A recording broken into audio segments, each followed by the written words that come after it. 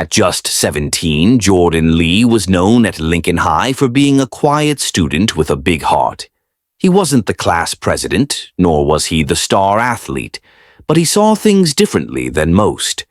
While others complained about homework or the cafeteria food, Jordan noticed something else: students coming to school hungry, wearing the same clothes every day, or silently struggling to keep up without basic supplies.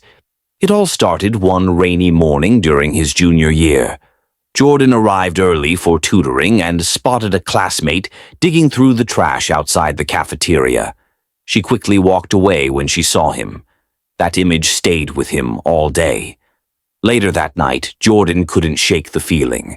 He realized that while some students had everything they needed to succeed, many others were simply trying to survive. The question gnawed at him.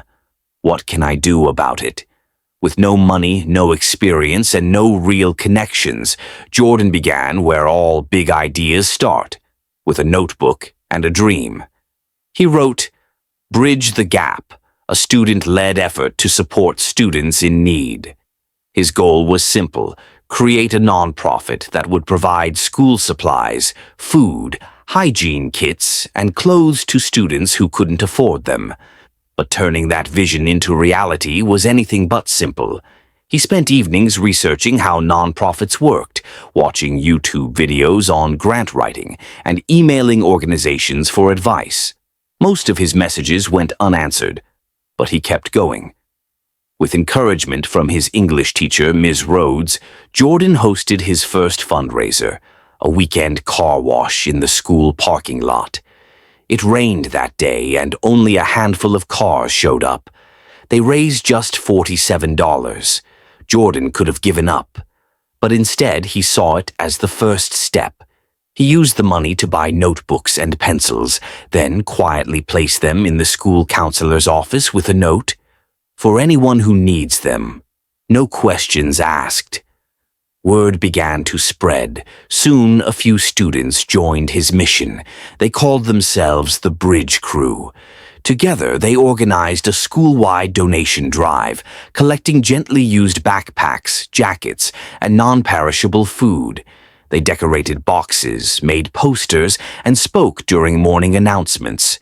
Then came the breakthrough. A local business owner, Mr. Patel, whose daughter attended Lincoln High, heard about Jordan's work.